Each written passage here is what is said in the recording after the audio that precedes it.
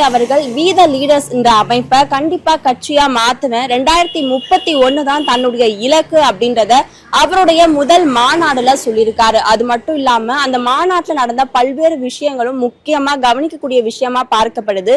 இப்படி இருக்க நிலையில அண்ணாமலையுடைய அரசியல் வருகையை மக்கள் எப்படி பார்க்கிறாங்க?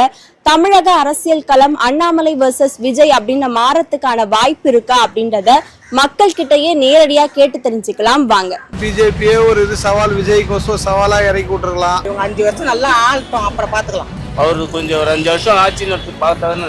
நடுவில் இவர் பண்றாரு, அவர் பண்றாரு, எதுக்கு வேஸ்டா? அதெல்லாம் ஒன்றும் நடக்காது. விஜய் வந்தவரை ஒன்றும் நடக்காது. படிச்ச இளைஞர்கள்லாம் இந்த அரசியல் வர்றதுக்கு ஒரு வருகை நல்ல ஊக்கமா இருக்கு. தனியா கட்சி ஆரம்பிக்கிறேன்னா அவங்களுடைய பி டீமா செயல்படுறாரு. ஒரு நல்ல படிப்பாளி, அதனால நல்லது செய்வாரு.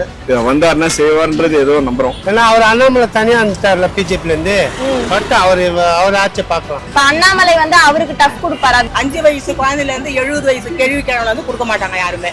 இவர் ஈக்குவலாம் அவர் வரைய முடியாது. எல்லாம் மாற்றத்துக்கு தான் வந்திருக்காங்க. மாறணும், என்ன பண்றது? உங்களுக்கு என்னன்னே தெரியாது, நீங்க வந்துக்கிறீங்க. அப்ப எப்படி உடனே உங்களுக்கு மாற்றம் வந்துடும்?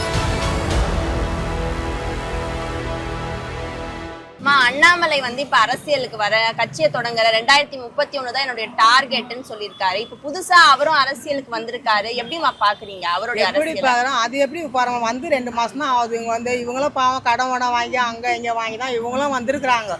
இவங்க அதெல்லாம் பண்ணி மக்களை ஆய கட்டி எல்லாம் பண்ணி வந்த பிற்பாடு தான் அவர் இப்படி ஆள்றான்னு சொல்லிட்டு அடிப்பாங்க. இப்பயே வெண்டைக்காய் கத்திரிக்காக 3 மாசத்துக்கு ஒண்ணு வெண்டைக்காய் செடியில அறுத்துக்கிறது, சாம்பார் வைக்கிறது, கார குழம்பு வைக்கிறது, மோர்ல போட்டு அதை பண்றது இதை பண்றது சொல்லுங்க, உடச்சி பாக்குறது, கிள்ளி பாக்குறது, அதெல்லாம் எதுவும் இல்லை. இவங்க 5 வருஷம் நல்லா ஆள்ட்டோம், அப்புறம் பாத்துக்கலாம். அண்ணாமலை பிஜேபியில இருந்து தலைவரா போனவர். தலைவர் பதவி ரிசைன் பண்ணிட்டு அடுத்து நாயண்ணன் போட்டாங்க. என்னால் பிஜேபியே ஒரு சவால், விஜய்க்கு சவாலா இறக்கி விட்டுருக்கலாம். அவர்லாம் கட்சி அந்த அளவுக்கு வருவாரான்னு ஒரு டவுட்டு தான். ஆனால் வரட்டும், பார்ப்போம். எல்லாருமே கட்சி தொடங்குறாங்க, நல்லது தான். வரட்டும், யார் இருந்தாலும் நல்லது பண்ணணும். மக்கள் பிரச்சனையை பார்க்கணும். நம்மளுக்கு அவருக்கு விஜயாச்சியே நல்லா இருக்குது. அதே கரெக்டாக சப்போர்ட் கொடுத்தாலே போதும். அவருக்கு இன்னும் ஊக்கம் கொடுத்தா போதும். அவரே நல்லா பண்ண போகிறாரு. இன்னும் இவ்வளோ இன்னும் 2 மாதம் தான் ஆயிடுச்சு. அதுக்குள்ளே எவ்வளோ சாதனை பண்ணிட்டாரு. அவருக்கு கொஞ்சம் ஒரு 5 வருஷம் ஆட்சி நடத்தி பார்த்தாரு. நடுவில் இவர் பண்ணுறாரு, அவர் பண்ணுறாரு, எதுக்கு வேஸ்டா? அரசியல் வந்தால் அரசியல் பிரவேசம் நன்றாக இருக்கும். கொஞ்சம் ஊழல் இல்லாமல் பெண்கள் பாதுகாப்போடு இருக்கிறதுக்கு நல்ல ஒரு அரசு மக்கள் தேவைப்படுது. அதுதான் எதிர்பார்க்குறாங்க. அதெல்லாம் ஒன்றும் நடக்காது. விஜய் வந்தவரை ஒன்றும் நடக்காது. அவங்க ஒரு பக்கம் இருப்பாங்க, இவங்க ஒரு பக்கம் இருப்பாங்க. அதாவது இவர் நல்லது செய்யணும் தான் வந்திருக்காரு. யார்? விஜய். ஆனால் மக்கள் நல்லது செஞ்சால் எல்லாரும் பிடிக்கும். இது செஞ்சாலே போதும், மக்கள் திரும்பி அவருக்கு தான் ஓட்டு போடுவாங்க, வேறு யாரும் போட மாட்டாங்க. அது நல்லது தான். பிஜேபியிலேருந்து தனியாக கட்சி ஆரம்பித்தா நல்லது தான். அது ஒரு ஜனதாயின் நம்ம நாடு. யார் வேணாலும் வரலாம், யார் வேணாலும் போகலாம். அரசியலில் நல்ல வருகை தான், வரவேற்கத்தக்கது தான். இதெல்லாம் நல்லா இன்னும் படித்த இளைஞர்கள்லாம் இன்னும் அரசியல் வர்றதுக்கு ஒரு வருகை நல்ல ஊக்கமாக இருக்கு. அதாவது ஒரு மாற்றத்தை எதிர்பார்க்குறோம். ஆல்ரெடி இது பார்த்துட்டு இருக்கோம். இப்போ இவர் சொல்லிட்டு இருக்காரு, ஆனால் மக்கள் அதை தான் எதிர்பார்க்குறாங்க. இவர் செயல்படுத்துவாருன்னு நாங்கள் நினைக்கிறோம். ஏற்கனவே தனியாக பிஜேபியில் நின்னாரு, ஓட்டு எதுவும் விழல அவருக்கு, எப்போ தோத்துட்டாரு. இப்போ தனியாக கட்சி ஆரம்பிக்கிறேன்னா அவங்களுடைய பி டீமா செயல்படுறாரு. அவ்வளோதான், வேதம் கிடையாது. அதாவது அவங்க சப்போர்ட் பண்ணி இது இளைஞர்களை கொண்டு வரணுன்ற மாதிரி நோக்கத்தில் இதை கொண்டு போகிறாங்க. நல்ல ஒரு இதுதான். ஏன்னா ஒரு நல்ல படிப்பாளி, அதனால் நல்லது செய்வார். இருந்தாலும் இப்போ இருக்க காலகட்டத்தில் அரசியல் இப்போது விஜய் சாரி ஆட்சி எடுத்துகிட்டு நல்லா போயிட்டுருக்கு. கொஞ்சம் டஃப்பாக தான் இருக்கும். ஏன்னா 31 ஆட்சியை பிடிப்பேன் உட்காருவேன்னு. இந்த 26 அவங்க நல்லது எல்லாத்தையும் பண்ணிட்டாங்கன்னா 31லாம் அவர் ஆட்சி பிடிக்கிறது ரொம்ப கஷ்டம்தான். இல்லை, கண்டிப்பாக நம்புகிறேன். சரிங்களா? ஏன்னா அண்ணாமலை சார் அப்போ இருந்து இப்போ வரைக்கும் எங்கேயோ லஞ்சம் வாங்கியோ எதுவுமே நான் பார்த்தது கிடையாது. இது வரைக்கும் நல்லபடியாக பண்ணிக்கிட்டு இருக்காரு.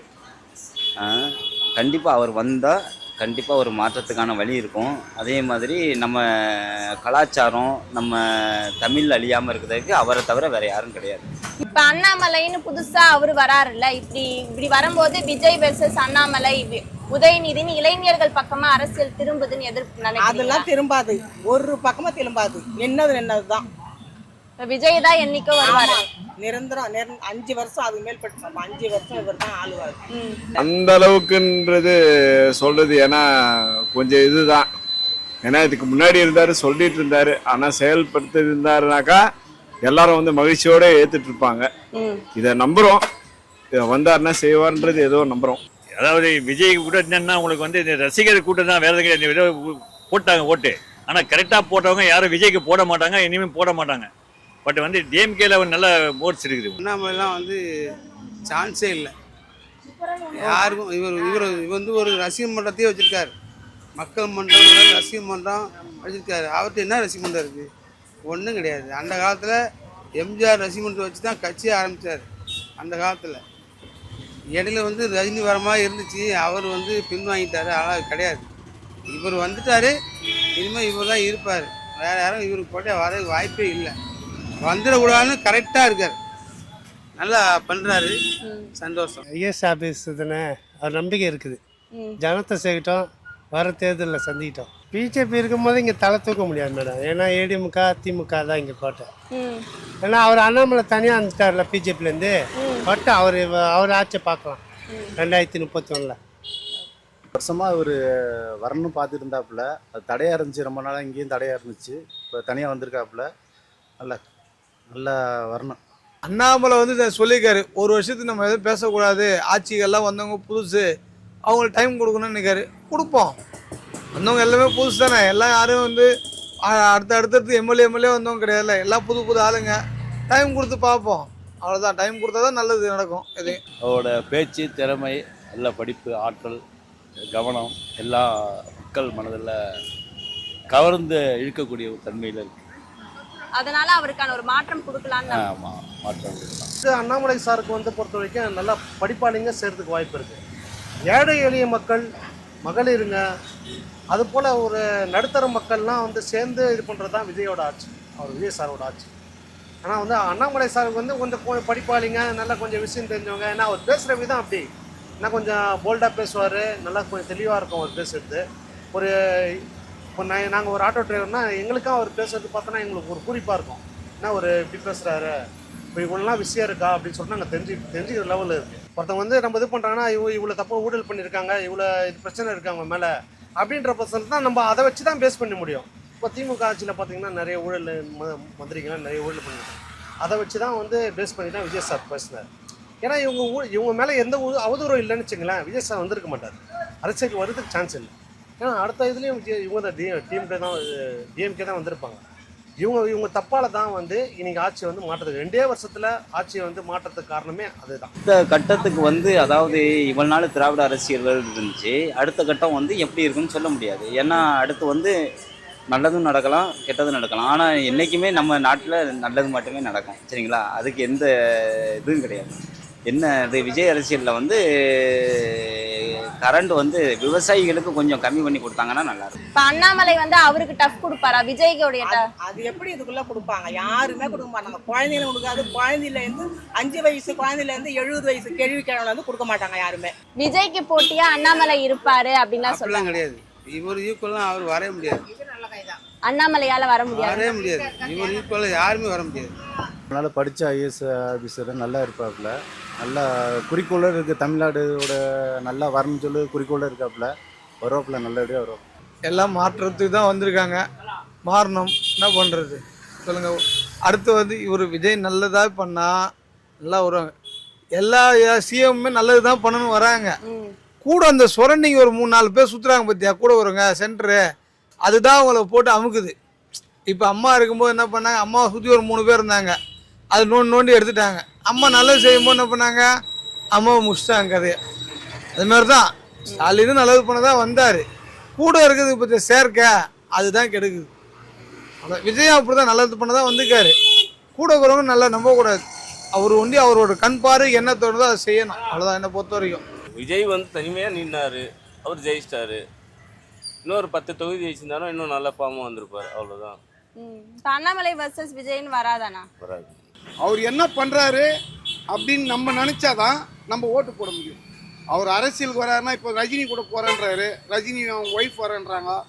ரஜினியும் ஃபஸ்ட் வாட்டி கிட்ட சொல்லிட்டார், தோ வரேன் வரல, நல்லதை பண்ணுறாருன்னு நினச்சோம், வரல. அவர் வந்து நெல்லுத பண்ணி தான் ஏற்றுருந்தப்போ இப்போ கமல் வந்தார், அவர் நெல்லுத பண்ணி தான் யாருமே வந்து பண்ணல. விஜயகாந்த் இருந்தார், விஜயகாந்த் பண்ணார், நாங்கள் ஏற்றுக்கிட்டோம். அவரை வந்து உட்கார வைக்கல, நம்ம மக்களை தேர்ந்து உட்கார வைக்கல, அவ்வளோதான். மாற்றம் வரும். இவ்வளோ வருஷமாக நம்ம எல்லாத்தையும் பார்த்துன்னு தானே இருக்கோம். இப்போ மாற்றம் வருதுன்னா நம்ம ஏற்றுன்னு தானே ஆகணும். உடனே வந்து மாற்றம் வரணும் வரக்கூடாதுல்ல. எப்படி வரும்? உங்களுக்கு என்னன்னே தெரியாது, நீங்கள் வந்துக்கிறீங்க, அப்போ எப்படி உடனே உங்களுக்கு மாற்றம் வந்துடும்? எனக்கு எப்படி வரும்? நீங்கள் வந்து உக்காந்து அது நல்லது கெட்டது எது பண்ணுறீங்களோ அது நல்லது தான், கெட்டது தான் மனுஷன் ஏற்றுப்பான். எதுவுமே பண்ணாது. வர்றதுக்கு முன்னாடியே மாற்றம் வரணும் எப்படி வரும்? மாற்றம் வராது. வந்துக்கிறாங்க. இந்த மாற்றம் எப்படி இருக்குன்னு மக்கள் மத்தியில் தெரியும். அண்ணாமலை தேசியவாதி நான் அப்படின்றதே சொல்லியிருக்காரு. ஜாதி மதம் இல்லாம ஒரு அரசியலை நான் கொண்டு வருவேன்லாம் சொல்லியிருக்காருல்ல. இப்போ எல்லா அரசியலும் அப்படிதான் இருக்கு. எல்லா அரசியலும் எல்லாரும் இருக்காங்க. இதில் ஒரு தனியாக பிரித்து சொல்லணுமா என்ன? எல்லா கட்சியிலையும் எல்லாரும் இருக்காங்க. இருக்கலாம். அண்ணாமலை ஒரு தனி கட்சியை தொடங்கி புதிய அண்ணாமலையை வந்து உருவாக்கி அதை அப்படியே பிஜேபியை கவர் பண்ண மாதிரி பண்ணலாம். அதுக்கும் வாய்ப்பு இருக்குது. ஏன்னா பிஜேபி மேலோட சென்ட்ரல் கவர்மெண்ட்டு என்ன நினைச்சாலும் பண்ணலாம். இதுதான் வித்தியாசம். அரசியல் பார்த்தா உங்களுக்கு வந்து அவர் நாலேஜ் இருக்குது, ஒன்றும் பிரச்சனை இல்லை. பட் வந்து அவ்வளோ செயல்பட மாட்டார். இந்த அவருடைய வந்து என்னென்னா உங்களுக்கு பிஜேபி மூலயமா வரதுனால வந்து அவ்வளோ செயல்பட இந்த தமிழ்நாட்டில் எடுபடாது. பாஜக தான் போய் சேர்ப்புறாரு. மறுபடியும் அவன் தனிமையாக இருக்க மாட்டார்ல. எப்படியும் தனிமையாக இருந்து ஒரு ஆட்சி நடத்தணும்னு சொல்லிட்டு வராரு. மறுபடியும் சேர்ந்துருவாங்கல்ல. பாஜகவில் இருந்தார். பாஜகன்றது வந்து தேசிய கட்சி. அப்படின்னு அவர் அதுலேருந்து வராருமோ நம்மளுக்கு அதை பற்றி அவருக்கு என்ன கருத்து ஏற்பாடுன்னு நம்மளுக்கு தெரியாது இல்லைங்களா? மக்களுக்கும் தெரியாது. அவர் என்ன நினைச்சின்னு வராரு, மக்களுக்கு நல்லது செய்யணும்னு நினைக்கிறாருன்னா அவரும் படித்தவர் தான். படிக்காதவங்க நாங்களாம் இருக்கோம், எப்படியோ இருக்கோம், இதோ கஷ்டப்பட்டுன்னு இருக்கோம். நல்லதை பண்ணாக்கா நாங்கள் ஏற்றுப்போம். அது யார் வந்தால் மக்களுக்கு நல்லதை பண்ணுறது தானே முக்கியம். இல்லை, எனக்கு தெரிஞ்சு அதை அப்படி தான் நினைக்கிறேன். பிடிமா தான் இருக்குன்னு நினைக்கிறேன். ஏன்னா வந்து இப்போ பார்த்தீங்கன்னா ஒரு பாஜகவில் ஒரே ஒரு எம்எல்ஏ தான் இருக்கார். ஆனால் வந்து இன்னும் போச்சுன்னா அடுத்த இதில் வந்து அவங்க வருவாங்களா வரமாட்டாங்களா சந்தேகம் தான். இவர் படிப்பாளி, அதனால் இவரை இன்னைக்கு தனியாக நிற்க வச்சு இவங்க இது பண்ணுறது கரெக்ட் அப்படி தான் நினைக்கிறேன். என்னோட இது ஐடியாவில் இல்லை, அப்படி வாய்ப்பு கிடையாது. ஏன்னா அவர் வந்து தமிழ்நாட்டில் பிறந்தவர், தமிழுக்காக உழைக்கிறவர். அதே மாதிரி நிறைய இடங்களில் நானும் பார்த்துருக்கேன், அவரோட ஸ்பீச் கேட்டிருக்கேன். அவர் வந்து நாட்டுப்பற்று ஒன்று தான் அவர் மைண்டில் இருக்கே தவிர வேறு எந்த மாதிரியும் இல்லை. வேறு சாயல், மத சாயலோ இல்லை ஜாதி சாயலோ எதுவுமே கிடையாது இது வரைக்கும் நான் பார்த்தது.